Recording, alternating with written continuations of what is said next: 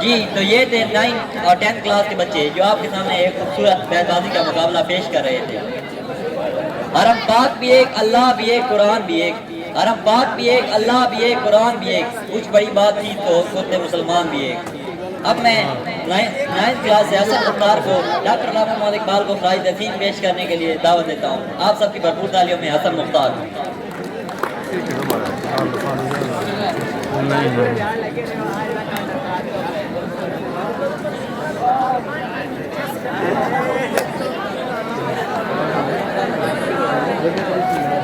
دل مسلم کو اس وقت عطا ہوتی ہے گرمی، دل مسلم کو اس وقت عطا ہوتی ہے گرمی کہ وہ شباب و پیری کا ہو عامل۔ جناب صدر اور میرے پیارے ساتھیوں، السلام علیکم۔ آج مجھے جس موضوع پر لب کشائی کرنے کا موقع ملا ہے اس کا عنوان ہے اقبال اور قرآن۔ اقبال کی پوری زندگی قرآن حکیم کی روشنی میں بسر ہوئی۔ ان کے افکار، ان کا فلسفہ سب کچھ قرآن ہی سے ماخوذ تھا۔ اقبال سمجھتے تھے کہ قرآن انسان کی روح کو بیدار کرتا ہے، اس کا کردار سنوارتا ہے اور قوموں کو عروج کی راہ دکھاتا ہے۔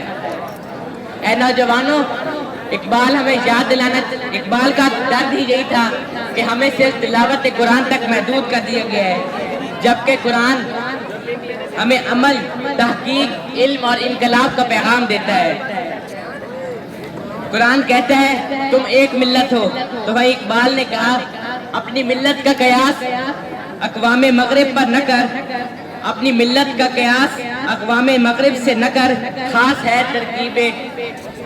ہے ترکیب میں قوم رسول ہاشمی۔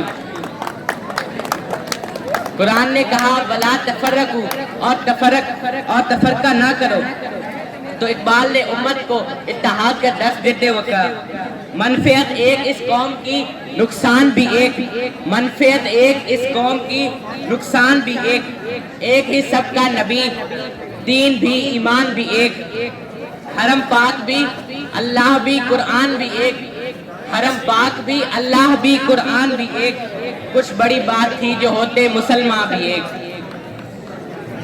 قرآن کہتا ہے اللہ تعالیٰ اس قوم کی اس وقت تک حالت نہیں بدلتا جب تک وہ اپنی حالت خود نہ بدلنا چاہے۔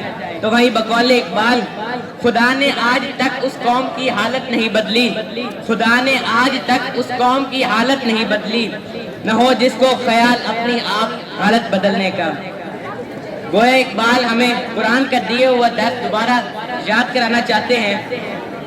وہ چاہتے ہیں کہ امت مسلمہ دوبارہ قرآن مجید کے احکامات کو سمجھے، ان پر عمل کرے اور دوبارہ سے دنیا پر حکومت کرے۔ تاریخ گواہ ہے کہ جب امت مسلمہ قرآن پر عامل قرآن رہی، وہ دنیا پر حکومت کرتی رہی، لیکن جب انہوں نے قرآن پر عمل کرنا ترک کر دیا تو ذلت رسوائی ان کا مقدر بنی۔ بقول اقبال وہ معزز تھے زمانے میں مسلمان ہو کر، وہ معزز تھے زمانے میں مسلمان ہو کر، اور تم خار ہوئے تارے کے قرآن ہو کر۔ اقبال کے شاہینوں اٹھو اور کمر بستہ ہو جاؤ، اور تمہارے جذبہ و عمل سے دنیا کو یہی پیغام سنائی دے، نکل کر صحرا سے جس نے روما کی سلطنت کو الٹ دیا، نکل کر صحرا سے جس نے روما کی سلطنت کو الٹ دیا، سنا ہے قدسیوں سے میں نے کہ وہ شیر پھر سے ہوشیار ہو گیا۔ والسلام۔